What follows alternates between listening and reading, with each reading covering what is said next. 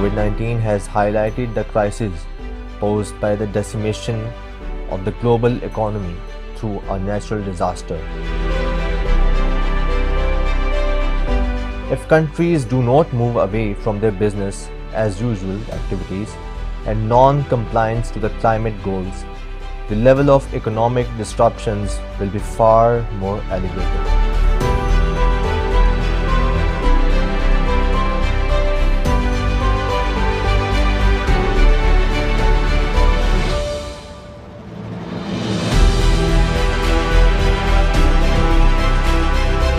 In the backdrop of COVID-19 have supported green recovery for many countries that entered the crisis with already high debt levels.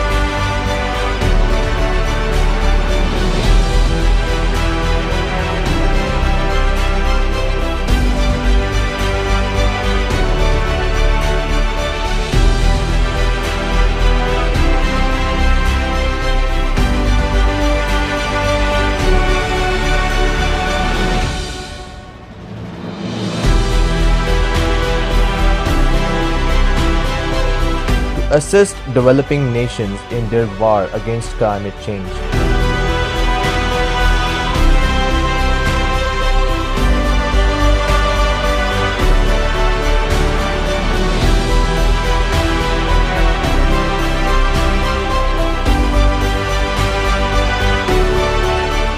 Countries and businesses are looking for net zero targets by cutting carbon.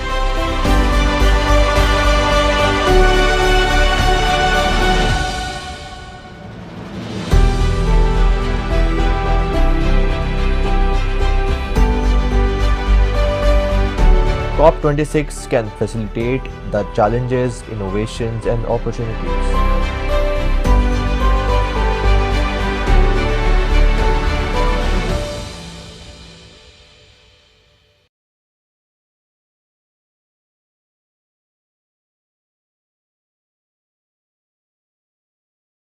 The event is the Planet Budapest 2021 Sustainability Expo and Summit. In fact, this is not one event. In fact, this is a series of events consisting at least 4 different events. Namely, the summit itself, the Sustainability Expo, and interactive public programs about sustainability, and a youth program about sustainability. The summit will allow heads of state and heads of governments, also important decision makers, experts, and company representatives to share their insights on these matters, along with tens of thousands of visitors. These series of events will make the Planet Budapest 2021 the largest international event in Central Europe dedicated to sustainability and the future of the world. I would like to give some remarks about this Planet Budapest. As we know that there is no Planet B. This is the only planet that we have got, and it's up to us whether we save it for our future generations, a livable planet, or we want to leave our future generations in a planet with no water, with no natural resources, with no fresh air to breathe, with no oxygen, and full of carbon dioxide and carbon monoxide, ozone layer gases. To me, this initiative is very timely, and it has a macro implication, and it has a meso and a micro implication. The macro implication is that this summit is being hosted straight after COP26, which would be held in Glasgow from 31st of October to 12th of November. 195 countries, they would gather there, they would make their pledges for ecosystem restoration, for curbing the carbon dioxide emission and increase in temperature to pre-industrial level. So right after this summit, that would provide some sort of practical guideline and way forward.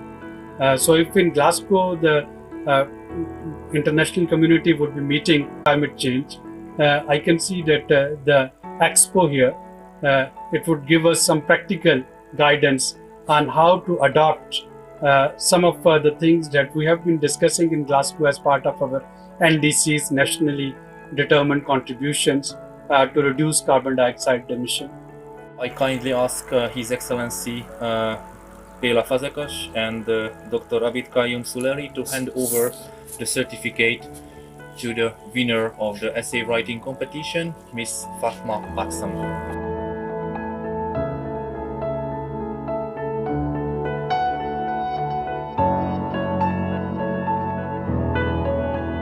First of all, thank you so much.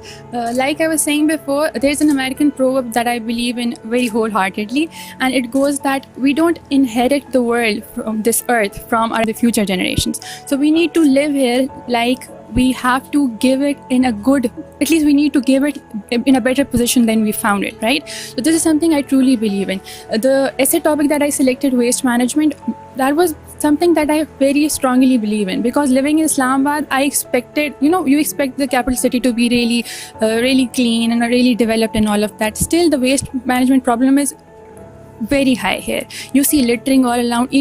Even the educated people are seeing littering. They don't take care of that very much. This was something that needs to be taken urgent care, especially in Pakistan. People need to be more responsible toward the planet, toward this earth. Obviously, they just don't have to clean the home. That is the perspective that needs to change, that the whole earth is your home and you need to take care of it all together. And obviously, one by one, when we join hands, we can make a better world together. And inshallah, that is the whole point of this Planet Budapest as well.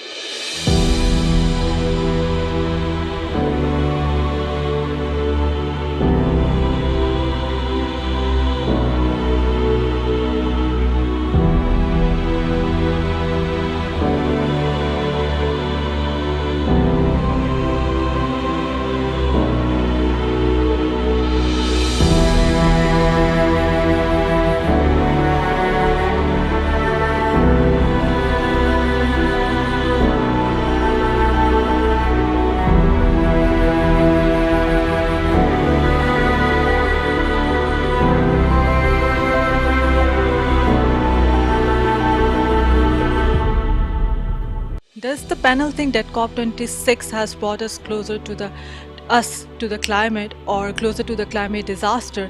What do you think? Is it a failure or a progress? And what are the demerits and the merit of this COP26 and the way forward? Well, we know that in the move that easily, and especially on climate change, things they creep. But the mere fact that COP26, it was the 26th congregation of nations to discuss the solutions and way out from climate change in itself, it was quite encouraging. And the panel here, I think they were of the same opinion that although there was a glass half full, but we should focus on the half full part of the glass and try to pour more water.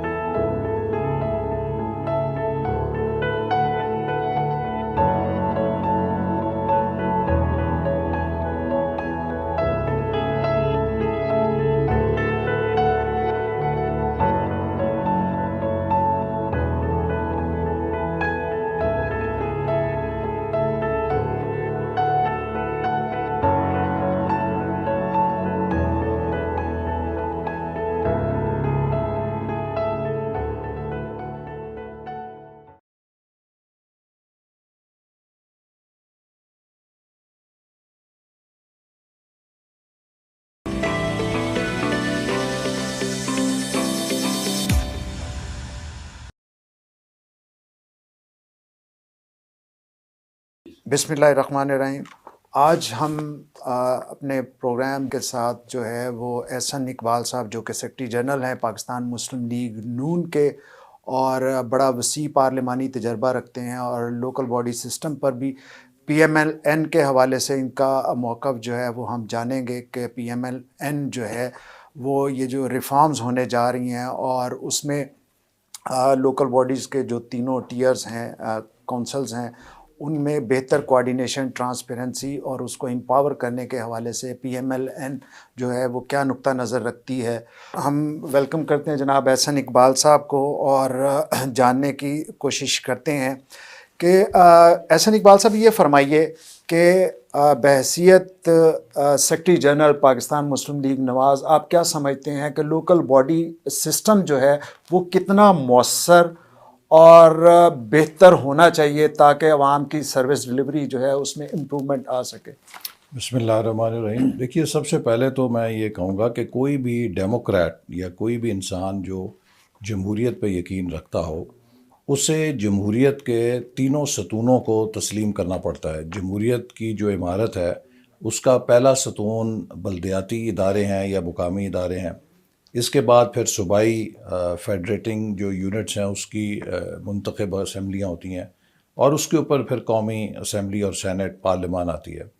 اور اگر ہم مقامی حکومتوں کو یا local bodies کو پنپنے کا موقع نہیں دیں گے تو جمہوری نظام ہوا کے اندر معلق ہوتا ہے اور اس کی کبھی جڑیں عوام تک نہیں پہنچ سکتی اور جو مقامی عوامی مسائل ہیں ان کو حل کرنے میں بھی وہ کوئی مؤثر کردار حکومت کوئی بھی ہو ادا نہیں کر سکتی. لہٰذا مستقبل میں جمہوریت کی کامیابی کا میرے نزدیک 100% دار و مدار مقامی حکومتوں کی کامیابی اور ان کی مضبوطی پر ہے. جتنی وہ مؤثر ہوں گی اتنی سروس ڈلیوری بہتر ہوگی، اتنی عوام کے مقامی مسائل بہتر حل ہوں گے اور اگر ان کے مسائل بہتر حل ہوں گے تو ان کا جمہوری اداروں پر اعتماد اور یقین بڑھے گا. جی اس میں بہت دفعہ یہ دیکھا گیا ہے کہ جو صوبائی حکومتیں اسپیشلی 18th امینڈمنٹ کے بعد صوبائی حکومتیں جو ہیں وہ لوکل باڈی سے جو ہے وہ بڑی متنفر نظر آتی ہیں اور وہ ایک ان سے جو ہے وہ عدم تحفظ کا شکار رہتی ہیں. تو اس کا آپ نے یہ دیکھا کہ گزشتہ ادوار میں ہم نے بہت سے تجربے کیے اور جب بھی کوئی تالا آزمات ہوں تو اس کا فیوریٹ کیک جو ہے وہ جمہوری ادارے ہوتے ہیں اور وہ سمجھتا ہے کہ اس کا مینڈیٹ جو ہے وہ جمہوری اداروں کے ذریعے اسٹرینتھن ہو سکے. تو آپ بحیثیت ایک سیاسی جماعت کے رہنما کے طور پر یہ فرمائیے کہ صوبائی حکومتوں کو جو تھریٹ ہوتا ہے لوکل باڈی سسٹم سے کیسے نکالا جا سکتا ہے اور ایک سموتھ میکنزم جو ہے وہ کیا ہو سکتا ہے؟ دیکھیے پہلی چیز تو میں یہ کہوں گا کہ ماضی میں سب کو شکایت ہوتی تھی کہ مرکز بہت اختیارات ہیں اس کے پاس اور ہمارا جو نظام ہے وہ اوورلی سینٹرلائزڈ ہے. اور پھر جب 18ویں ترمیم ہوئی تو مرکز نے بہت سارے فنکشن صوبوں کو دے دیے. اب اس وقت صورتحال یہ ہے کہ صوبے اوور سینٹرلائز ہو چکے ہیں اور صوبوں کی کیپیسٹی نہیں ہے کہ وہ اتنے اختیارات کو بخوبی ڈسچارج کر سکیں اور عوام تک سروس ڈلیوری کر سکیں. اس لیے ڈیولوشن کا جو 18ویں ترمیم میں ہوئی منطقی اس کا اگلا قدم یہ تھا کہ صوبوں سے مقامی حکومتوں تک ڈیولوشن کرتے، ڈیوالو کرتے، ڈی سینٹرلائز کرتے، اضلاع کے اوپر جو حکومتیں ہیں ان کو مؤثر کرتے. لیکن صوبوں نے اب اپنے آپ کو اوورلی سینٹرلائز کر لیا ہے اور وہاں پہ میرے نزدیک جو بیوروکریسی ہے وہ نہیں چاہتی کہ ان اختیارات کو وہ نیچے کی طرف تفویض کرے، چونکہ ان کے پاس پورے صوبے کے اختیارات ہیں، پوسٹنگز ہیں، ٹرانسفرز ہیں، بجٹس ہیں، تو وہ چاہتے ہیں کہ ان کو وہ استعمال کریں. تو میرے نزدیک اس میں پولیٹیکل پارٹیز کا فرض ہے کہ وہ ایک چارٹر کے اوپر اتفاق کریں کہ ہم کس طرح مؤثر لوکل گورنمنٹس کو بنائیں گے. اور ایک جو چپکلش ہے ہمارے سسٹم میں وہ یہ ہے کہ جو حکومتیں آتی ہیں وہ لوکل باڈیز کو اون نہیں کرتی. میرا خیال ہے کہ اس کا ایک حل یہ ہو سکتا ہے کہ ہم آئین میں یہ ترمیم کریں کہ لوکل باڈیز کے انتخابات بھی عام انتخابات کے سائیکل کے ساتھ سنکرونائز ہو جائیں. تو اس کے بعد یہ ہوگا کہ جو بھی حکومت آئے گی وہ مکمل طور پہ لوکل باڈیز کو اون کرے گی اور اس کے سائیکل کے ساتھ ہی ان کا ٹینیور ختم ہوگا. تو ایک اچھا ہارمونیس ریلیشن شپ ان تمام اداروں میں بن جائے گا. فائنینشیل اٹانومی کے حوالے سے لوکل باڈیز کو ہمیشہ تحفظات رہے ہیں اور کوئی پراپر جو ہے وہ اس کا میکنزم نہ ہونے کی وجہ سے ان کا خیال ہوتا ہے کہ ہم کام نہیں کر رہے، ڈیولپمنٹ ورک جو ہے وہ اس طرح سے نہیں ہو رہا جس طرح منتخب نمائندگان چاہ رہے ہیں. تو آپ کے نزدیک اس کا بہتر حل یا سلوشن کیا ہو سکتا ہے؟ دیکھیے، ہمارے مرکز میں تو نیشنل فائنانس کمیشن موجود ہے جس کے ایوارڈ کے ذریعے وفاقی وسائل جو ہیں وہ صوبوں میں تقسیم ہوتے ہیں. کاغذوں کے اندر صوبوں کے اندر بھی پروونشل فائنانس کمیشن ہے، لیکن وہ اس قدر مؤثر نہیں ہے. میں سمجھتا ہوں کہ پروونشل فائنانس کمیشن کے اندر لوکل باڈیز کے نمائندوں کو مؤثر نمائندگی ہونی چاہیے اور ایک منصفانہ تقسیم ہونی چاہیے وسائل کی صوبوں کے اندر، تاکہ لوکل باڈیز جو ڈیولپمنٹ اسکیمز ہیں، عوامی مسائل ہیں، ان کو حل کرنے کے لیے اپنا کردار ادا کر سکیں. اسی طرح جو چیز ہمارے ملک میں کمی ہے وسائل کے حوالے سے، وہ یہ ہے کہ ہماری صوبائی حکومتیں اور لوکل باڈیز نے اپنے ٹیکسیشن کے نظام کو بھی نہیں ڈیولپ کیا، کہ جو سروس ڈیلیوری کے حوالے سے لوگوں کو آپ کچھ فیس چارج کر سکتے ہیں یا ٹیکس ریونیو لے سکتے ہیں، اس کی کیپیسٹی بھی نہیں ہے. تو میں سمجھتا ہوں کہ اس کے لیے ضروری ہے کہ ہم لوکل باڈیز کی جو فائنینشیل مینجمنٹ ہے اور جو ان کی ریونیو جنریشن کیپیسٹی ہے اس کو بڑھائیں، تاکہ وہ مقامی طور پہ بھی اپنے لیے وسائل پیدا کر سکیں اور دوسرے صوبے سے ان کو ایک منصفانہ شیئر ملے. جی جناب، اس میں ایک اور چیز جو ہے وہ بڑی رہتی ہے کہ جہاں فنڈز کا معاملہ آتا ہے، سروس ڈیلیوری کا معاملہ آتا ہے، وہاں ٹرانسپیرنسی جو ہے اور اختیارات کی تقسیم کی جو ہے وہ بہت زیادہ بات کی جاتی ہے، اور اس پر جو ہے وہ صوبائی حکومت جو ہے وفاقی حکومتوں سے اور وفاقی حکومتیں صوبائی حکومتوں سے اور پھر مقامی حکومتیں آپس میں جو ہے وہ ایک سما خراشی کا جو ہے وہ رویہ رہتا ہے. تو اس کے لیے پی ایم ایل این جو ہے وہ کیا سوچتی ہے کہ اس کو کیسے امپروو کیا جا سکتا ہے تاکہ کنفلکٹ آف انٹرسٹ جو ہے وہ نہ ہو سکے؟ دیکھیے، اس کا تو سب سے مؤثر طریقہ یہی ہے کہ یہ تمام ادارے آپس میں ایک کنسنسس کے ساتھ سسٹمز ایوالو کریں، اور اس سسٹم میں جو کم سے کم آپس میں کانفلکٹ ہونا چاہیے، ہارمنی ہونی چاہیے. دوسری بات یہ ہے کہ جو وسائل کا مصرف ہے اس کے لیے ہمیں صوبوں کی سطح پہ، مرکز کی سطح پہ، مقامی حکومتوں کی سطح پہ شفافیت لانے کے لیے جو ڈسکریشنز ہیں انہیں ختم کرنا چاہیے، اور زیادہ سے زیادہ ٹرانسپیرنسی لانی چاہیے کہ جو ڈیولپمنٹ اسکیمیں ہیں، جو ان کے جو ٹینڈرز ہوتے ہیں، جو ان کی پروکیورمنٹ ہوتی ہے، اس کو ڈیجیٹل ٹیکنالوجی کے ذریعے آن لائن لے کر آیا جائے. لیکن اس کے ساتھ میں یہ کہوں گا کہ سول سوسائٹی کا بہت اہم رول ہے، اور ہمیں ایسے واچ ڈاگس چاہیے کہ جو اکراس دا لوکل باڈیز یہ دیکھیں کہ جو پروکیورمنٹ ہو رہی ہے، جو ڈیولپمنٹ ایکٹیویٹیز ہو رہی ہیں، ان کے کیا اخراجات آ رہے ہیں. میں آپ کو ایک مثال دیتا ہوں. ہم نے ایک زمانے میں مختلف صوبوں میں ایک سٹڈی کرائی کہ جو کاسٹ آف سروس ڈیلیوری ہے وہ کیا ہے. ایک بچے کو میٹرک کی تعلیم کرانے میں ایک صوبے میں کیا تعلیم خرچ آتا ہے، دوسرے میں کیا، تیسرے میں، چوتھے میں کیا. ایک صوبے کے اندر جو ہاسپٹل کی بیڈ شیٹ ہے وہ خریدنے کی کیا لاگت ہے ایک سیم کوالٹی کی. تو مجھے یاد ہے کہ کچھ اس طرح تھا کہ اگر کسی ایک جگہ پہ وہ 500-600 کی تھی تو دوسرے صوبے میں اس کی قیمت کوئی 1100 تھی، ایک تیسرے صوبے میں اس کی قیمت 2500 تھی، اور اسی بیڈ شیٹ کی قیمت ایک اور صوبے کے اندر کچھ 4,500-5,000 تھی. اب یہ جو ڈسکرپنسی ہے، اس کو اگر دیکھا جائے تو یہ اختیارات کا ناجائز استعمال ہے، اور یہ نان ٹرانسپیرنٹ پروکیورمنٹ ہے کہ جس میں اگر ایک صوبے میں وہی بیڈ شیٹ 500-600 کی آ رہی ہے، دوسری جگہ 4,500 کی آ رہی ہے، تو یہ تو صاف ظاہر ہے کہ وہاں پہ بہت گھپلا ہو رہا ہے. تو اسی طرح اگر جو لوکل باڈیز ہیں ان کی بھی میرا خیال ہے کہ کارکردگی کو جانچنے کے لیے ہمارے پاس ایسے واچ ڈاگز ہونے چاہیے جو یہ دیکھیں کہ مختلف جو لوکل باڈیز ہیں وہ اپنی پروکیورمنٹ، ان کی پریکٹس کیا ہے، ان کی جو ڈیولپمنٹ سکیمز ہیں ان کی لاگت، ٹینڈرز کیسے ہو رہے ہیں، ان کے اخراجات کس تناسب سے ہو رہے ہیں.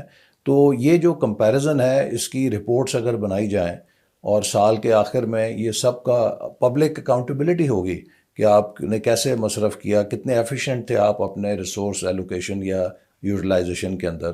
تو اس سے میں سمجھتا ہوں کہ کافی سر فرق اس پڑ میں سکتا ہے. اکاؤنٹیبلٹی کا جو میکنزم ہے کیا وہ کہاں کس سطح پر ہونا چاہیے؟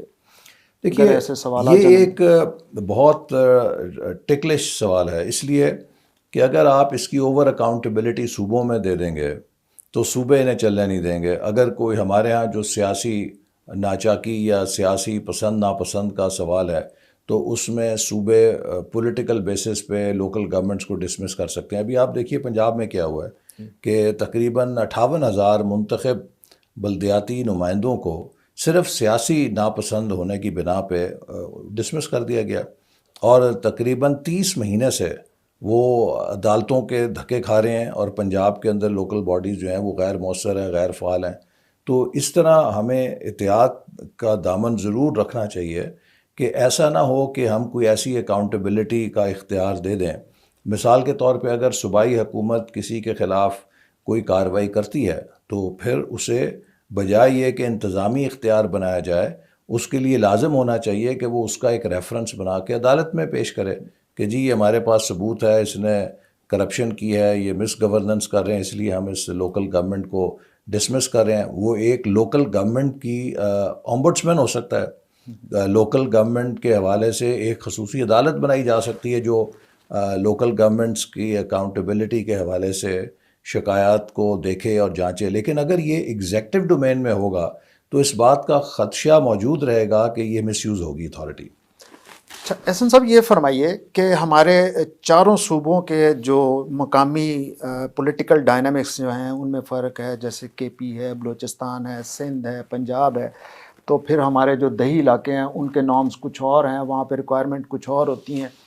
تو اس حوالے سے آپ کیا سمجھتے ہیں کہ پی ایم ایل این جو ہے اس کے پاس کیا اسٹریٹجی ایسی ہوگی تاکہ سب لوکل کونسلز جو ہیں ان کو انٹیگریٹ کیا جا سکے اور ان کی امپرومنٹ جو ہے وہ سروس ڈیلیوری میں ہو سکے تاکہ وہ اچھے طریقے سے پرفارم کر سکیں؟ اور دوسرا اس میں یہ کہ اس میں فردر وفاق اور صوبے اس کو کس طرح اسٹرینتھن کر سکتے ہیں تاکہ وہ انڈیپینڈنٹلی اپنا رول جو ہے وہ پلے کر سکیں؟ دیکھیے ابھی تک جو ایک ہمارے سامنے تجربہ ہے وہ یہ ہے کہ ہماری جو انتظامیہ ہے وہ لوکل گورنمنٹ سے بہت خائف ہے، اور وہ اپنے اختیارات کو بہت سختی کے ساتھ پروٹیکٹ کرتی ہے، اور وہ نہیں چاہتی کہ لوکل گورنمنٹ سے اختیارات لیں. لیکن اگر لوکل گورنمنٹس نے اختیارات لینے ہیں تو اس کے ساتھ ان کی کیپیسٹی بلڈنگ بھی بہت ضروری ہے تاکہ ان کے اندر صلاحیت ہو جس سے وہ اپنے اختیارات کو استعمال کر سکیں. کیونکہ اگر آپ ان کو ڈیوالو کریں گے، اختیارات دیں گے اور کارکردگی پہلے سے بری ہو جائے گی تو لوگ اس سے نالاں ہو جائیں گے. تو میرا خیال ہے کہ ایک بہت بڑا چیلنج لوکل گورنمنٹس میں یہ ہے جس پہ صوبائی اور وفاقی حکومت کو کام کرنا چاہیے کہ جو لوکل گورنمنٹ کی ایڈمنسٹریشن کی کیپیسٹی ہے اسے کس طرح انہانس کیا جا سکے. باقی یہ چونکہ ایک صوبائی معاملہ ہے، ہر صوبے کے اپنے مخصوص حالات ہوتے ہیں، اس کے پیش نظر وہ اس میں کچھ گنجائش رکھ سکتے ہیں کہ وہ اپنے حالات کے مطابق اپنے صوبے کی جو ثقافتی سیاسی امپیریٹیوز ہیں اس کی روشنی میں اپنا نظام وضع کریں. لیکن اس کے جو براڈ پیرامیٹرز ہیں وہ یہی ہونے چاہیے کہ ان کا جو کردار ہے، جو ان کی بیسک ان کا رول ہے، وہ کسی طرح سے کم تر نہ ہو پائے، اس کو سب ڈیو نہ کیا جائے، اس کو اوور لیپ نہ کیا جائے، یا اس کے اوپر صوبائی حکومت جو ہے بیجا مداخلت نہ کرے. انہیں فلی امپاور ہونے چاہیے کہ وہ اپنے اختیارات کو استعمال کر سکیں مقامی مسائل کو حل کرنے کے لیے. اور اب میں آپ کو بتاؤں کہ ہم چونکہ خود پبلک ریپرزنٹیٹیو ہیں، جو ہماری گورننس دونوں اربن اور رورل، اس کا یہ امپیریٹو ہو گیا ہے کہ مؤثر لوکل گورنمنٹس قائم کی جائے، ورنہ ایک بہت بڑا کرائسس ہونے جا رہا ہے. دیکھیے شہروں کا جو پھیلاؤ ہے اس کی جو گورننس ہے اب ممکن نہیں ہے کہ وہ صوبائی سیکرٹری بیٹھ کے کر سکے، اور جو وہاں ان شہروں کے مقامی مسائل ہیں، محلوں کے جو صفائی کے مسائل ہیں، جو میونسپل سروسز ہیں، وہ آپ صوبے سے نہیں دے سکتے. وہ ایک مؤثر لوکل گورنمنٹ ہی اربن سینٹرز کے اندر مسائل کو حل کر سکتی ہے. اسی طرح جو رورل ایریاز ہیں وہاں پر بھی اب آپ جائیں تو ہر گاؤں کے اندر آبادی کے پھیلنے سے نکاسی آب کا مسئلہ بن گیا ہے. وہاں پہ گھر گھر لڑائیاں ہو رہی ہیں کہ ڈیولپمنٹ جو ہو رہی ہے اس کے بعد بیسک جو سروسز ہیں وہ کہاں سے آئیں گی, صاف پانی کیسے آئے گا, وہاں پہ جو سیوریج ہے اس کا نکاس کدھر ہوگا, اس کے اوپر لوگ ایک دوسرے کے ساتھ گلیاں بند کرتے ہیں, کوئی گزرگاہ نہیں دیتا. جو پرانے پونڈس تھے, تالاب تھے, وہ سب بھر چکے ہیں آبادی کے دباؤ کی وجہ سے یا قبضوں کی وجہ سے. تو ان کو بھی اگر آپ نے مقامی سطح پہ دیہات میں قصبوں میں صفائی کو انشور کرنا ہے, میونسپل سروسز دینی ہے, تو وہ وہاں کے مقامی نمائندے ہی مؤثر طور پہ کر سکتے ہیں. نہ کوئی ایم پی اے کر سکتا ہے, نہ کوئی ایم این اے کر سکتا ہے, اور نہ کوئی اسلام آباد یا صوبائی دارالحکومت میں بیٹھا عہدے دار یا سیکرٹری ان کو ادا کر سکتا ہے. سر ہم نے ابھی پینڈیمک سے نکلے ہیں, پوری طرح سے ابھی نہیں نکل پائے, جس طرح کووڈ-19 میں کو جو ہے وہ ہم نے فیس کیا ہے. تو اس میں دیگر بھی وبائی امراض اور وبائی امراض سے علاوہ سماجی مسائل جیسے مقامی سطح پر مہنگائی ہے, شارٹیج ہے, تو کیا آپ سمجھتے ہیں کہ اس میں لوکل باڈیز کا رول جو ہے وہ مؤثر ہو سکتا ہے ان چیزوں کو کنٹرول کرنے میں؟ اور ہمارے پاس چلیں پنجاب میں تو لوکل باڈی سسٹم اس پینڈیمک میں نہیں تھا, معطل تھا, جیسے سندھ میں ہے, کے پی میں ہے, تو وہاں پر آپ اس کو کیسے ایویلویٹ کرتے ہیں کہ وہ کتنا مؤثر ہو سکتا ہے؟ دیکھیے, اس وقت تو پورے ملک میں ہی تقریباً جو لوکل گورنمنٹ کا سسٹم ہے وہ غیر فعال ہے. لیکن میں سمجھتا ہوں کہ کسی بھی وبائی مرض کے اندر یا کسی بھی ایسی پینڈیمک کے اندر لوکل باڈیز ہی مؤثر ہو سکتی ہیں, اس لیے کہ اس کی ریچ گراس روٹ تک ہے. اس کے جو نمائندے ہیں وہ کمیونٹیز کے اندر جڑیں رکھتے ہیں, چاہے ان تک کوئی سروسز پہنچانی ہے یا ان کے اندر اویئرنیس پھیلانی ہے.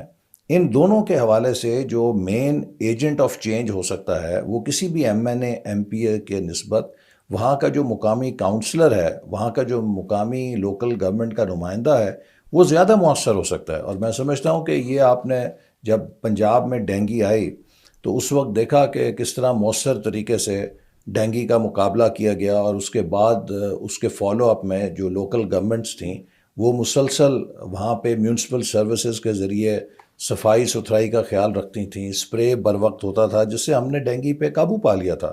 لیکن اب جب کہ یہ ہماری لوکل گورنمنٹس نہیں ہیں تو کوئی ادارے ایسے نہیں ہیں کہ جو وہاں پہ اچھا کام کر سکیں. اب ایڈمنسٹریٹر جو لگائے جاتے ہیں وہ سرکاری افسر ہیں, ان کی کوئی پبلک اکاؤنٹیبلٹی نہیں ہے. وہ آج ہے 6 مہینے بعد نہیں ہے, اس کو وہاں سے کوئی جواب دہی نہیں ہے. لیکن جو مقامی وہاں کا نمائندہ ہوتا ہے اس کو کمیونٹی اکاؤنٹیبل ہولڈ کرتی ہے, اس سے جواب لینا چاہتی ہے, اس سے وہ کارکردگی کے نتائج لینا چاہتی ہے.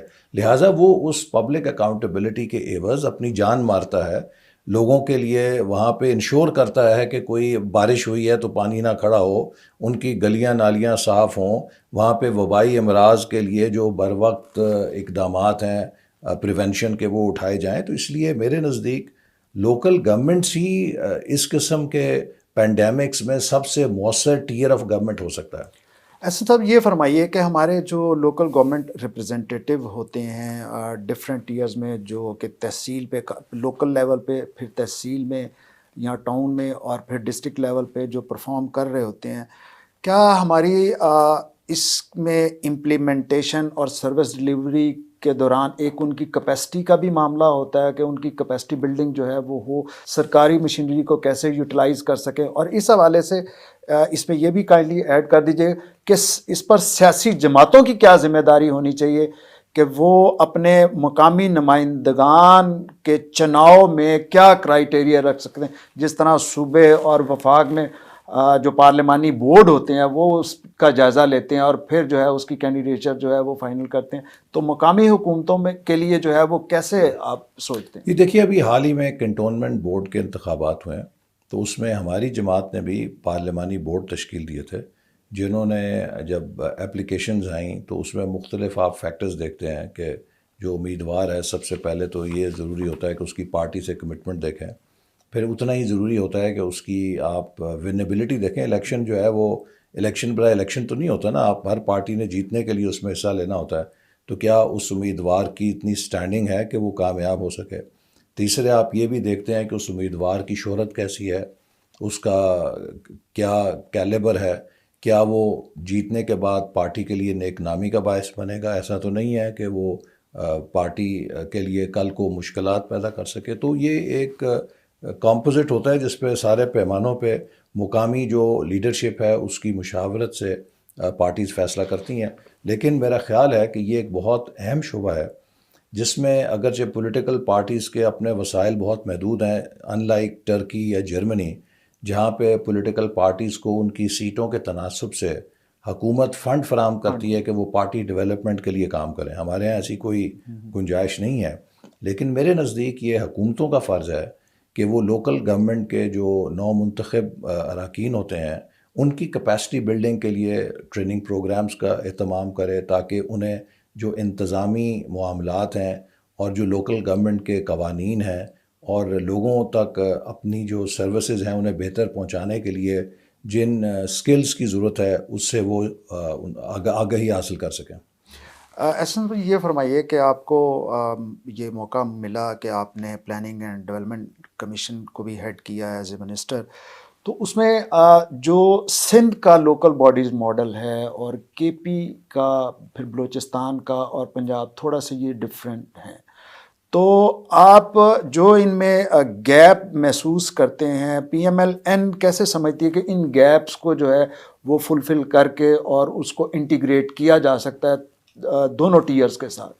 دیکھیے نا، ایک بات تو میں کہوں گا کہ یہ ہر صوبے کی اپنی ثوابدید ہے، چونکہ یہ صوبائی فنکشن ہے کہ وہ اپنے طور پہ کچھ نہ کچھ جو مناسب سمجھتے کریں.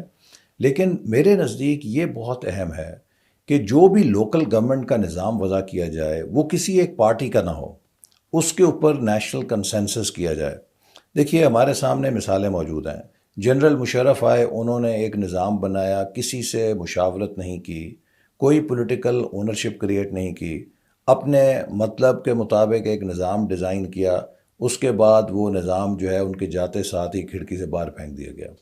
پھر جو پرانا اس سے پری مشرف سسٹم تھا اس کو لے کر آیا گیا. اب وہ آیا، وہ چلا کچھ دیر، اب پی ٹی آئی آئی تو اس نے کہا جی ہم اس کی بجائے اپنا ایک نیا کے پی کا نظام پورے ملک کے اندر رائج کریں گے. بھئی آپ کا اگر ایک کے پی کا نظام ہے تو آپ وہاں پہ اگر وہ اچھا چلا ہے ٹھیک ہے، ضروری تو نہیں کہ وہ پنجاب میں بھی اسی طرح چلے. پنجاب میں لوگوں کو 25 30 35 سال سے اگر ایک نظام کی اویئرنیس ہے، وہاں پہ یونین کاؤنسل کا ایک یونٹ اسٹیبلش ہو چکا ہے.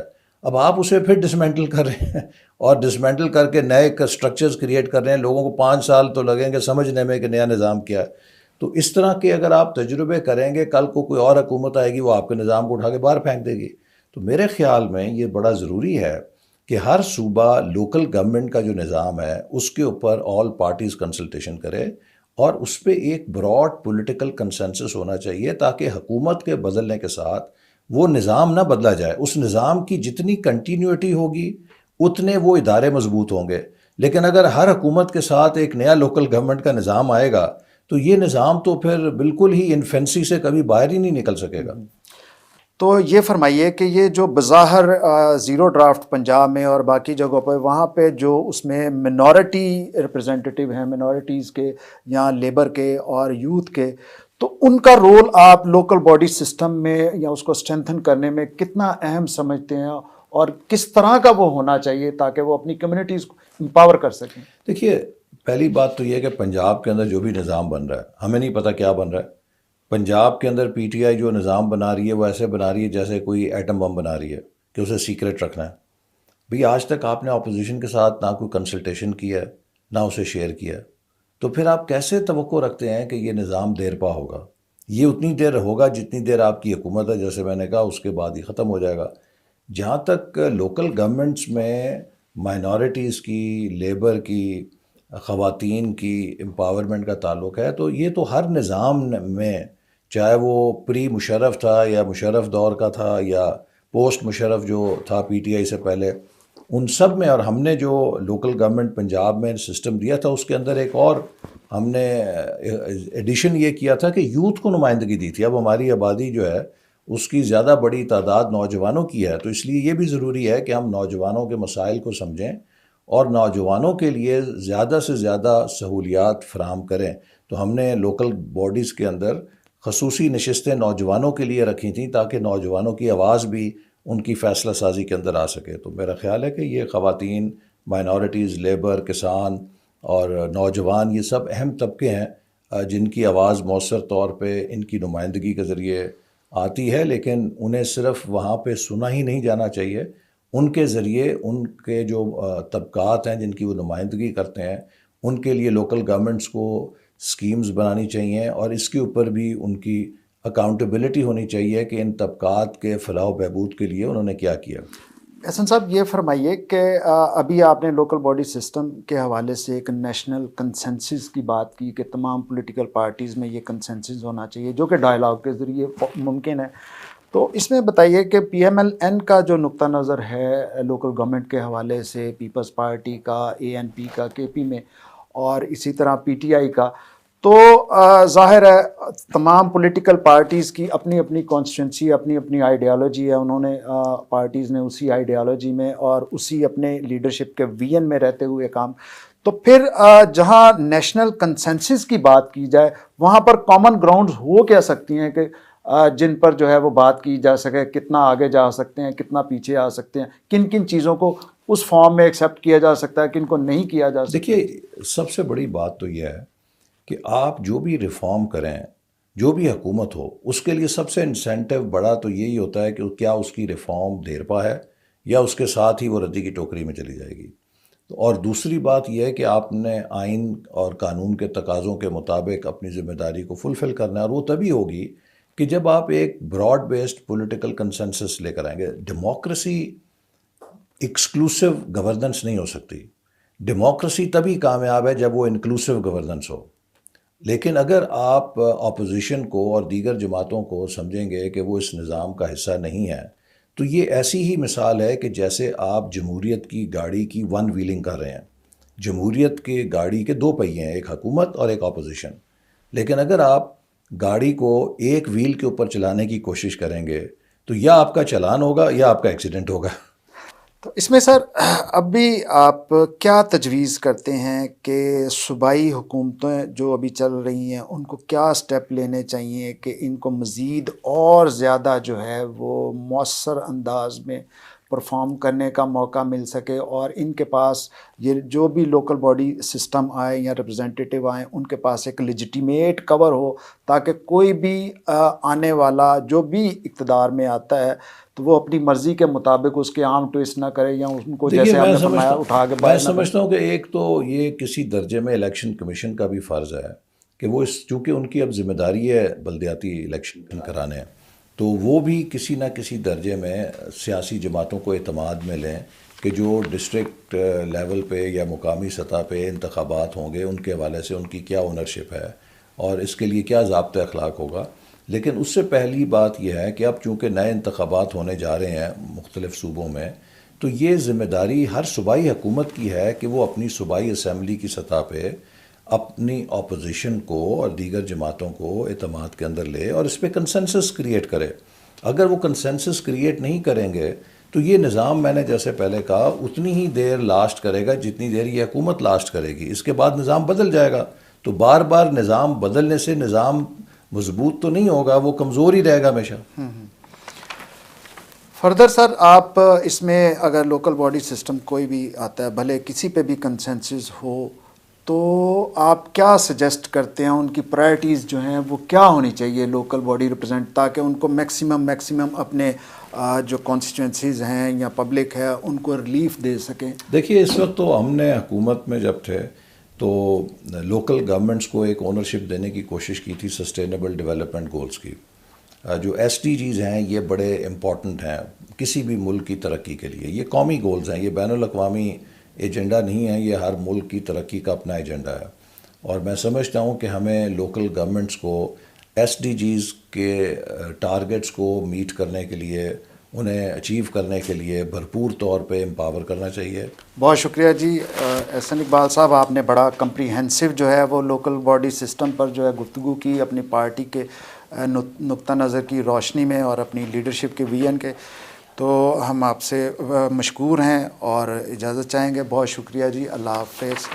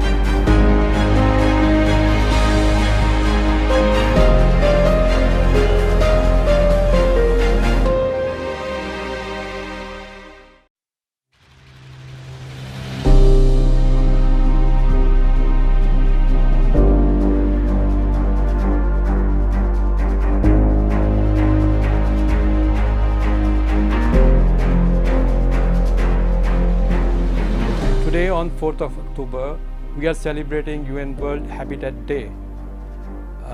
Since 1986, we are celebrating this day for highlighting the issues of urban development, particularly focus on housing for the poor and homeless, integration of slum areas into the urban planning and development. Later, the focus has shifted towards inclusive gender role in urban planning and access to health, water and sanitation facilities and climate change.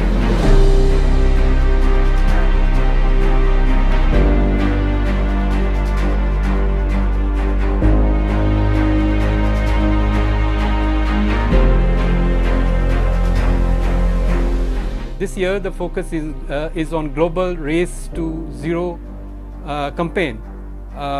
About 70% of global carbon dioxide emissions is coming from urban economic sectors of transport, construction, industrial and energy consumptions.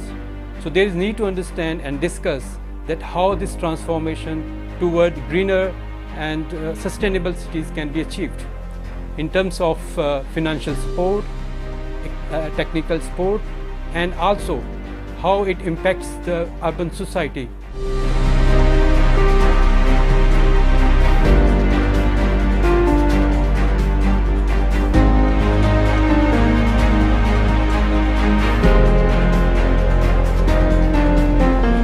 On this day, there is need to discuss that how this zero carbon campaign can be achieved, particularly for the developing countries, because they have limited financial and technical capacities. Furthermore, there is need to understand that how this campaign can impact on urban livelihoods and income resources, jobs and poverty rates, and more importantly, how institutional support can be achieved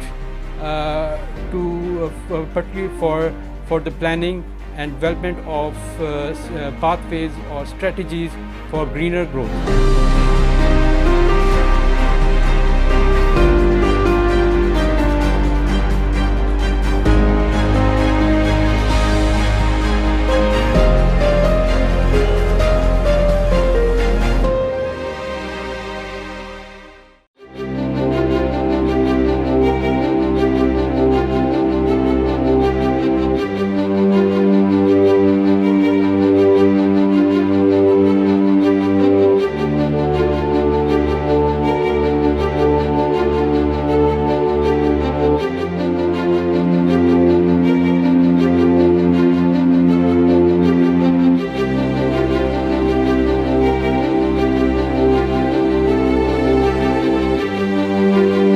Food insecurity is one of the major problems facing Pakistan. We know that almost 1/3 of its population at some time of the year faces some form of food insecurity.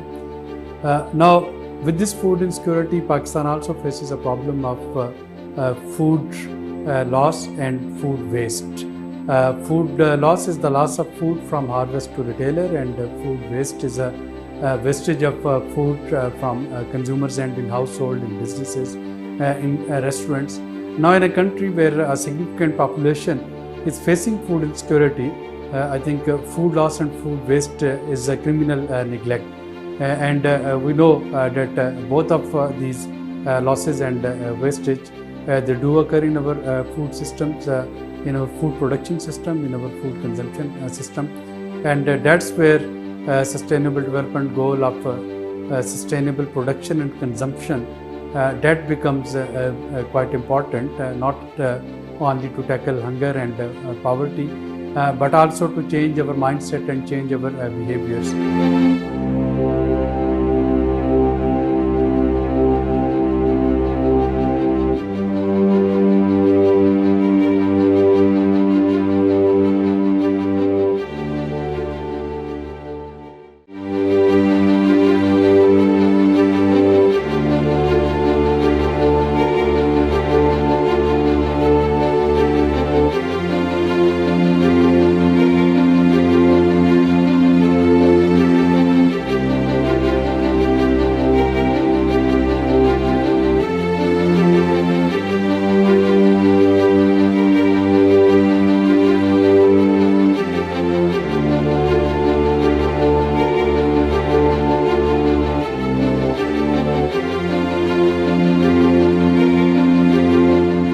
Today is the day for International Day of Awareness of Food Loss and Preservation.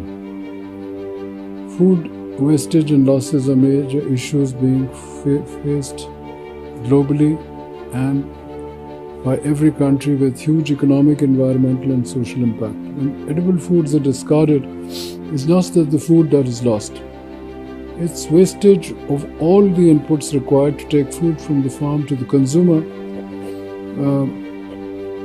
Table like land preparation, agronomic horticulture practices, water for irrigation, fuel for mechanization, and vehicles for transportation. Similar losses can be calculated due to food losses occurred in processed value added foods manufactured, including cost of production, importing of locally non-available ingredients like food additives, preservatives, packaging and transportation costs, product registration and marketing costs. It has been estimated by the FAO that carbon footprint of food waste is 3.3 billion tons of CO2 equivalent annually. Not only are different polluting fuels used to run production machinery and vehicles, but greenhouse gases are also released by food waste.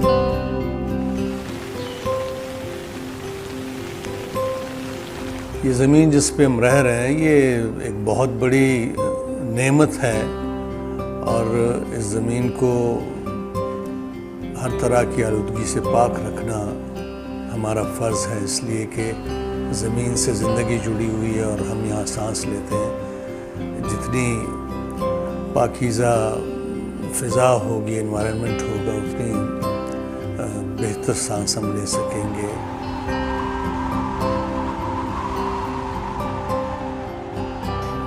یہ oxygen آپ کو جو ملتی ہے، یہ oxygen اصل میں اس کا جو منبع ہے وہ یہ ساری انوائرمنٹ ہے، ماحولیات ہے. تو اس کے لیے ہم اگر کام نہیں کریں گے تو اس کا مطلب یہ کہ ہم اپنے ہاتھوں سے اپنی جو زندگی ہے اس کو ختم کر رہے ہیں. اور میں اپنی زندگی میں بہت ساری چیزوں کا ہم خیال رکھتے ہیں کہ ہم جلائیں نہیں کوئی چیز ایسی، ہم جیسے کوڑا کرکٹ کو لوگ آگ لگا دیتے ہیں، اس سے انوائرمنٹ کو نقصان پہنچتا ہے.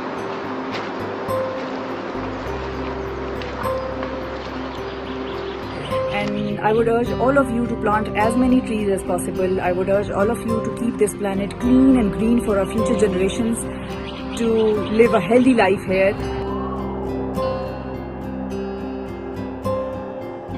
میری آپ تمام پاکستانی سے اپیل ہے کہ اپنے حصے کا ایک پودا لگائیے اور پاکستان سے محبت کا ثبوت دیجیے اور آنے والی نسلوں کے لیے ایک سیف پاکستان بنائیے.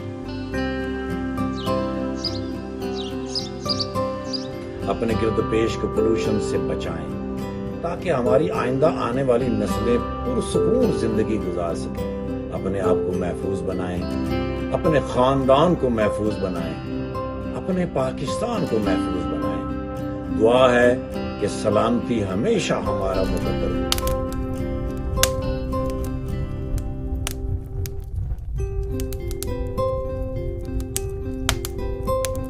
لوگ صاحب استطاعت ہیں جن کے پاس گاڑیاں ہیں، پلیز مینٹیننس کا خیال رکھیں کیونکہ کاربن ایمیشن جتنا کم ہوگا ہمارا ماحول، ہماری آلودگی کم ہوگی. زمین کا احسان ہے ہم پہ، کوشش ضرور کریں اس کا خیال رکھیں. اگر آپ خیال رکھیں گے یہ تو پہلے ہی خوبصورت ہے، مزید خوبصورت ہے.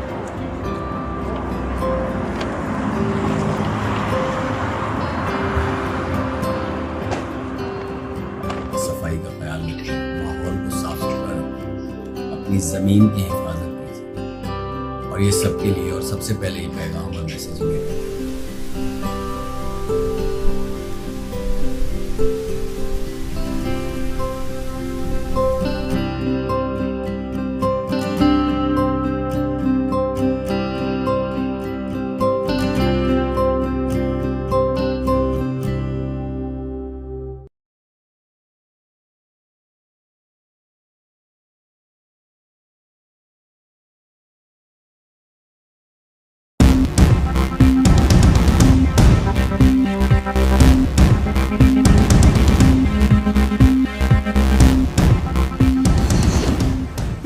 SDTV bulletin. मैं हूं आपकी होस्ट सादिया सिद्दी और आज के बुलेटिन में मैं आपके साथ शेयर करूंगी ई-कॉमर्स पॉलिसीज़ के बारे में,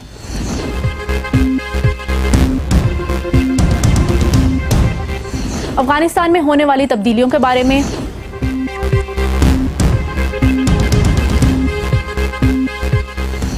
B3W और BRA मंसूबों के बारे में,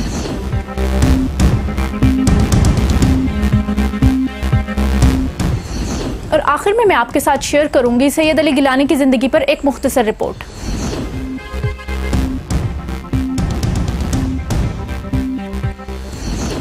मुल्की मईशत की बहाली और तरक्की के सफ़र में इंडस्ट्री का एक बुनियादी किरदार होता है। बैनुल अक़वामी तजारत के नए माहौल में इंटरनेट को एक गैर मामूली हैसियत हासिल हो चुकी है। डिजिटल मईशत और ई-कॉमर्स के हवाले से SMEs के लिए बहुत से नए मौके पैदा हो रहे हैं। ये कारोबार जिनकी तादाद 3.2 मिलियन है, ऑलरेडी मुल्की बरामदात में 25% हिस्सा डाल चुके हैं। आइए इस हवाले से SDPI ने एक वेबिनार मुनक्कद किया, इसमें हम जानते हैं माहिरीन की राय। A lot has already been said. One is really our own motivation to what we would like to get out of a discussion or a series of discussion like this. So as we see it, there's a lot happening and the government has really done very well, as pointed out by Ms. Aisha Moriani as well as Dr. Tawqir Shah. And I think what we can do is to support as best as possible and sort of also reduce duplicity of work here. I'd just like to, thank you for inviting me from the private sector side. I'd just like to start with laying a bit of information out regarding the National E-Commerce Council. This is a spearhead within the National E-Commerce Policy. It was formed on the basis of that and is led by the Ministry of Commerce. And the E-Commerce Policy has 7 pillars. Afghanistan में इंसानी बहरान और ग़िज़ाई अदम तहफ़्फ़ुज़ की सूरत हाल से बचने के लिए बैनुल अक़वामी बरादरी की तरफ से मौसर किरदार अदा करने की ज़रूरत है। अमरीकी इन्हिराक के बाद अफ़गानिस्तान आज वहीं खड़ा है जहां वो 20 साल पहले था।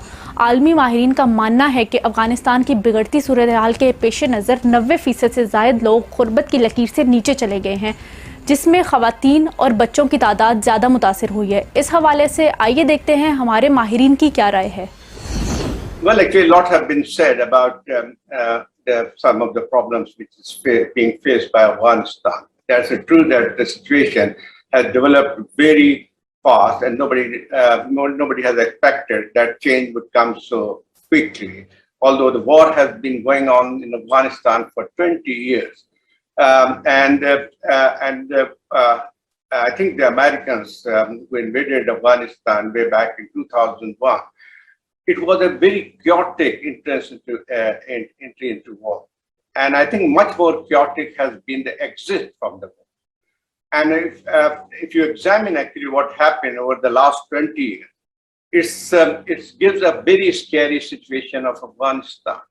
We are just talking as it is happening now. But look actually what is the situation after 20 years of war. And Americans have spending about $1 trillion in the war effort.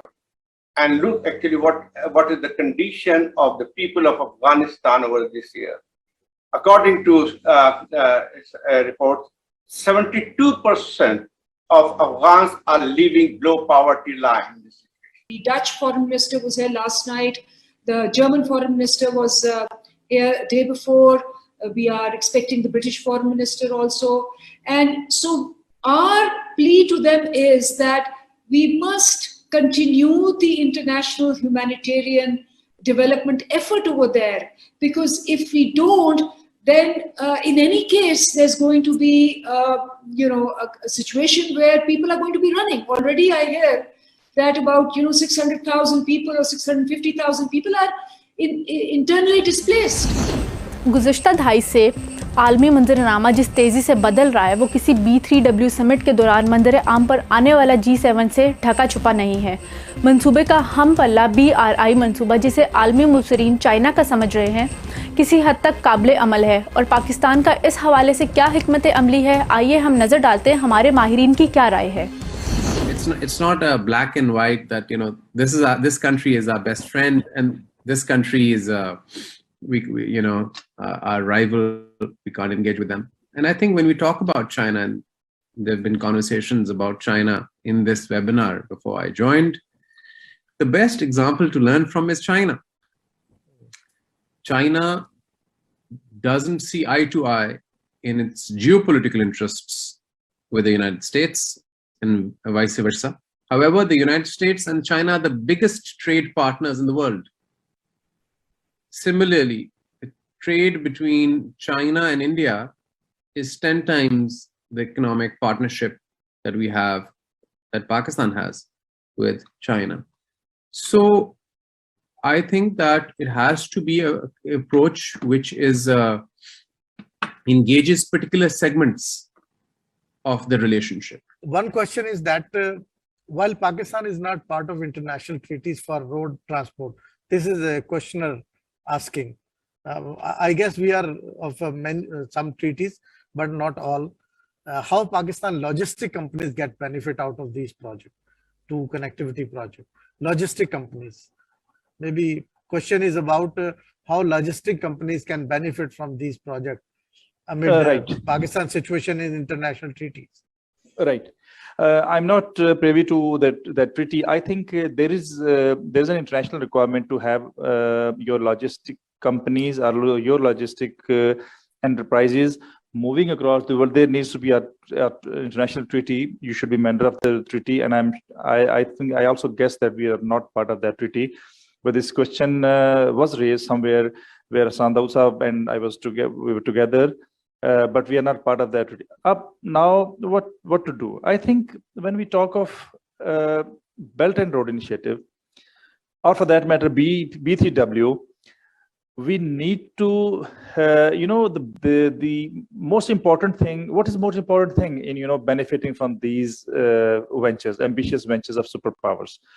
For example, if we want to benefit from Belt and Road Initiative, we need to not only develop the capacity to be part of it, but we need to have proper legal framework also. Of course, the logistic companies won't do that. Government of Pakistan is responsible to do that. But we need to enhance, we need to build our capacity with a view to be part of such big ventures. मुस्तकिल मिजाजी की एक और लाजवाल दास्तान, जो हिंदुस्तानी बर्बरियत के खिलाफ एक सीसा पिलाई दीवार बनी रही, जिनका नारा हम पाकिस्तानी हैं और पाकिस्तान हमारा है। कश्मीरी अवाम की आज़ादी के लिए इनकी जद्दोजहद को तारीख़ में सुनहरे हरूफ में लिखा जाएगा। हम बात कर रहे हैं सैयद अली गिलानी की, जिनको खराज तहसीन पेश करने के लिए SDPI ने एक वेबिनार मुनक्कद किया है। आइए नज़र डालते हैं। गिलानी साहब, as all of you know, is a leader par excellence, जो कि ह्यूमैनिटी का एक सिंबल थे, और जैसा कि मौजूद कह रहे थे कि वो चैंपियन ऑफ ह्यूमन राइट्स थे, नॉट ओनली फॉर कश्मीर, मकबूजा Kashmir, but also for Palestine की बात कर लें, आप म्यांमार की बात कर लें, आप चचनिया की बात कर लें, दुनिया में कहीं भी जुल्म सितम हो रहा था तो वो उसके जो जहाँ पे हुकूक इंसानी की खिलाफ वर्जी हो रही थी, तो गिलानी साहब हमेशा उसके खिलाफ आवाज़ बुलंद की और उसके खिलाफ उन्होंने बात की, और लोगों की जो सियासी, समाजी, शख्सी आज़ादी है, नज़रियाती आज़ादी है, उसके वो दाई रहे। Of course being an intellectual, a deep thinker, scholar, visionary leader, ये सारी चीजें तो होती हैं, लेकिन जो चीज एक उनको बाकी जो लीडर्स हैं उनसे एक मुनफरद करती है, वो ये है कि there was no ifs and no buts in his approach। तो आपको कोई compromise होता नजर नहीं आता। तो उनको वो जिस चीज पे वो कायल थे, हम पाकिस्तानी हैं, पाकिस्तान हमारा है, आपको पूरी उनकी जिंदगी में कहीं पे कोई कंप्रोमाइजेस नजर नहीं आए, कोई इफ्स एंड बट्स नजर नहीं आए, और सारी जिंदगी उसी पे वो गामजन रहे। In memory of one of the greatest leaders of Kashmir, Saeed Ali Gilani साहब की ताज़ियत की रेफरेंस है, और उसके साथ साथ कल रात को हमने शेख तजम्मुल साहब, जो एक बहुत बड़े वॉइस थे, लिटरेरी और इंटेलेक्चुअल वॉइस थे, पॉलिटिकल वॉइस, सईद अली गिलानी साहब, हमने बहुत बड़ा एक एसेट लूज किया। आपने SDTV बुलेटिन देखा, आपका बहुत बहुत शुक्रिया। हमें आपकी वैल्यूएबल सजेशंस एंड फीडबैक का इंतज़ार रहेगा। मज़ीद मालूमात के लिए देखते रहिए SDTV।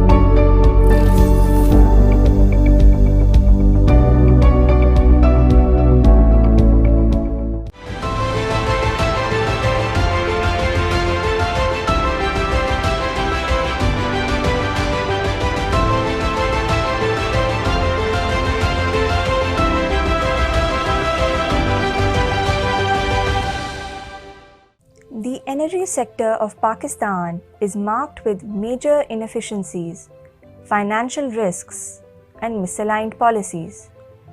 Hence, there is a need to identify the critical factors and how our current policies and international agreements can shape up the future energy and environmental outlook of the country. Pakistan remains one of the top most vulnerable country of climate change impacts. We need to see COVID-19 as an opportunity to bring back the SDGs on track in a timely, efficient manner. We are constrained on resources, and climate-related SDGs are, of course, certainly off track.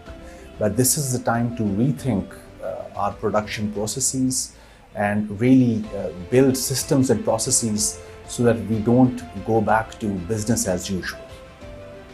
Despite nationally determined contribution objectives, climate concerns, and risk of long-term financial locking due to thermal energy resources, the coal capacity of Pakistan has significantly increased over the years. This will most certainly put the country off track to meet its climate goals. Green CPEC should be seen as an initiative where countries such as Pakistan can get to see a lot of knowledge and technology transfer. And of course, when this is embedded in current knowledge systems, it goes a long way in not just helping the public sector, but also the private sector to develop a shared understanding around green and clean energy over the longer term. Pakistan has ample physical resource potential of wind and solar. Only a fraction of total power is being generated from renewables. Most important for green CPEC, the share of fossil fuel financing has been decreasing, while the amount invested in renewable energies, particularly hydropower, has been increasing.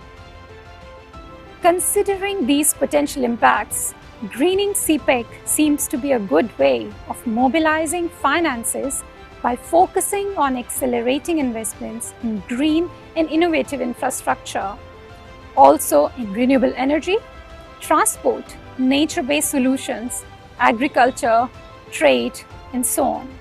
It will be timely to see that the fiscal policy or our investment-oriented promotion schemes which we have for the energy sector, they should be certain for our investors in the energy sector, so that private enterprise or even those involved in public-private partnerships get to have a certain policy environment in this sector. And of course, investments in green and clean energy require longer-term certainty of policies, which can only come around if fiscal policy does not see frequent changes.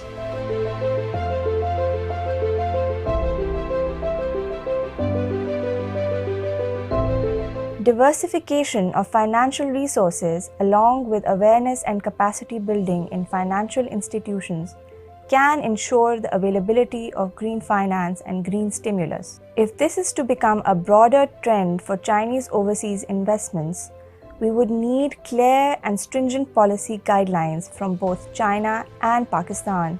It would pave the way for clean energy transition in Pakistan.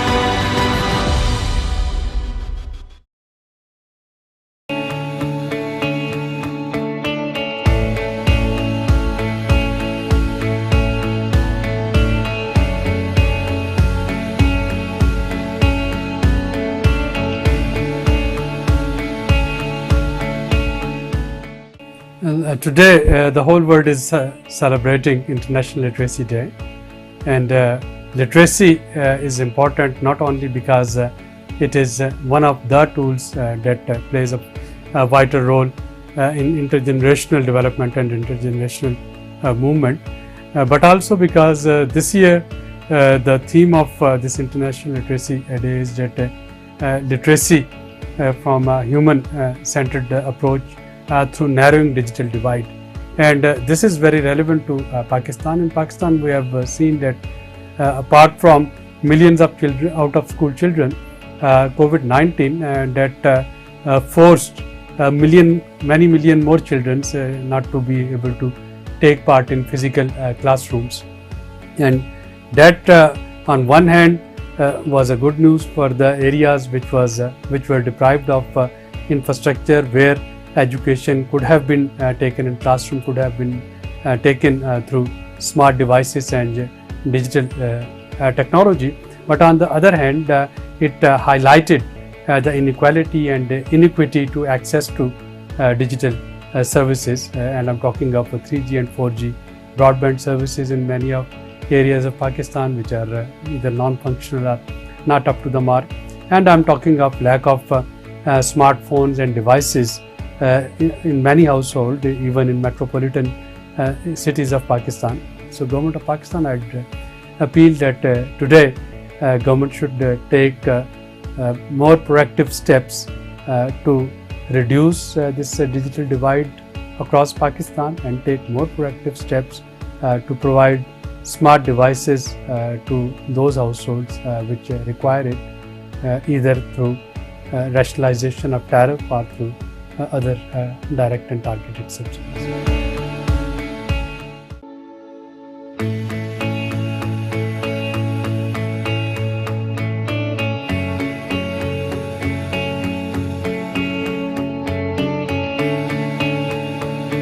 Literacy Day reminds us of our commitment towards education-related sustainable development goals under the Agenda 2030. And last year has been particularly difficult with COVID, widening a lot of education and skills inequalities across the globe, but particularly in the developing countries. And it is in times like these that one should remember the leave no one behind value underlying the Sustainable Development Goals, and the fact that we need to put our children back to school, and children who are not connected to the digital nodes, they need to be provided online facility as early as possible to prevent these widening education related inequalities in all their forms. Governments around the world are trying to find innovative approaches to reach out to those who have been left behind, children who could not go back to schools during the various waves of COVID. And it is now it really calls on the creativity of the private sector as well to come forward and provide support with their ideas, with their creativity to the public sector. It also falls on as a responsibility on many of the civil society organizations, social entrepreneurs who are working in this space to really join hands with the government and come forward and really find out innovative approaches to deliver education at the doorstep of those who either could not go to their schools during these difficult times or dropped out or faced any other issues with regards to affordability and other matters.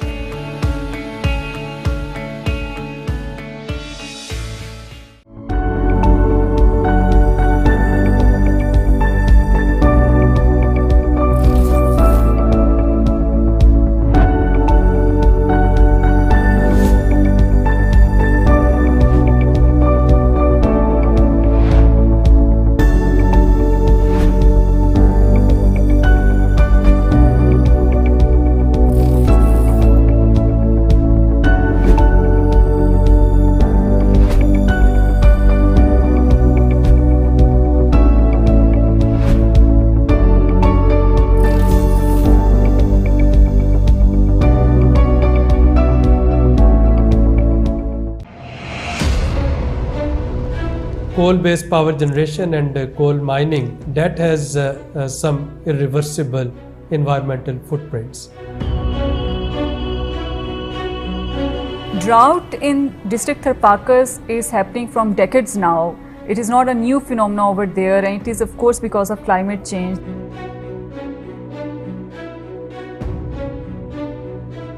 Tharpaka district is ranked lowest in Human Development Index, marked with highest incidence of poverty, that is 47%. It is even deprived of very basic necessities of life. Major issues that Tharis are facing since decades are lack of water, malnutrition, and no access to education and health facilities. Very sad thing and finding over there. Their healthcare facilities are very far off, and during migration, during disasters, they move from one place to another place, and women lose their babies. They are malnutritioned, they do not have proper shelters, they have to sell their livestock on which they are dependent, they lose their crops because of droughts in those areas.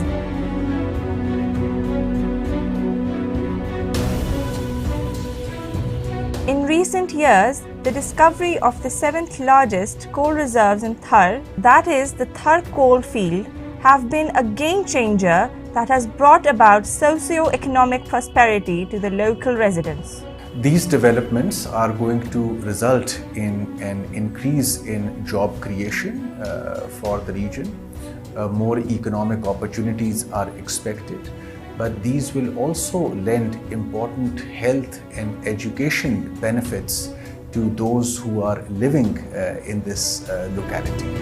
These coal reserves are being exploited to provide cheap sources of alternate energy for economic prosperity for Pakistan under China-Pakistan Economic Corridor.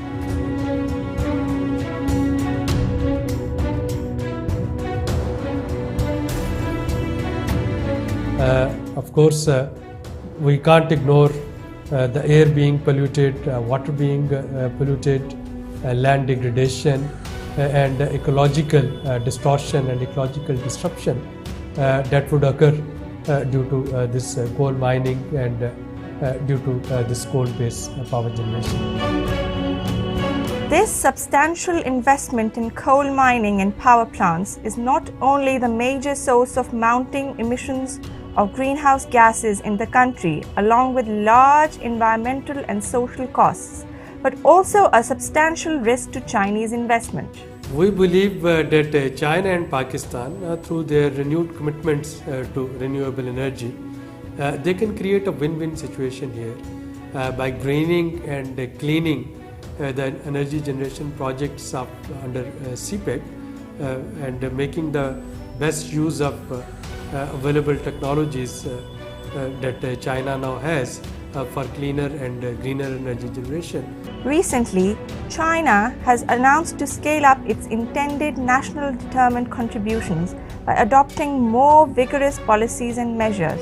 It has also announced to have CO2 emissions peak before 2030 and achieve carbon neutrality before 2060. Pakistan, on its end, has recently approved Alternate and Renewable Energy Policy 2019. The policy identifies that the country needs to have a 20% renewable energy generation capacity by 2025 and at least 30% by 2030.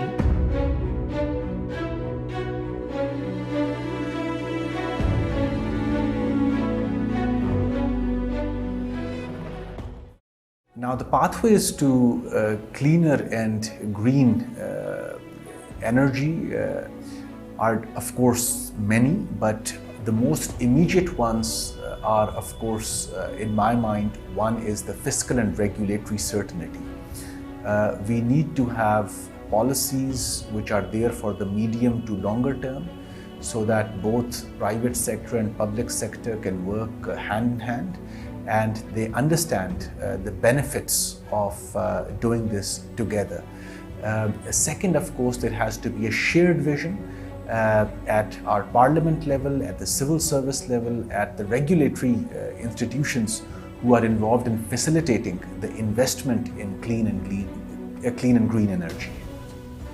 Pakistan can actually make a paradigm shift in its energy generation.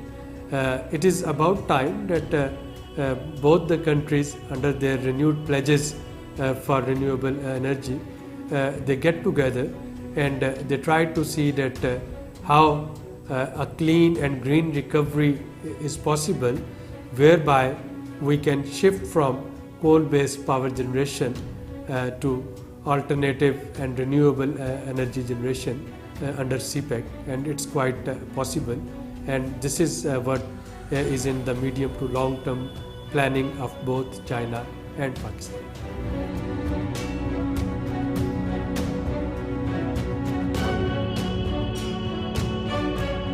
It is apparent to realize that the energy cooperation and response to the twofold challenges of climate change and clean and green energy security is a mutual aspiration of both countries. And due to the current prominence of CPEC, we feel that the time is ripe to reach out and forge new alliances for mutually beneficial progress.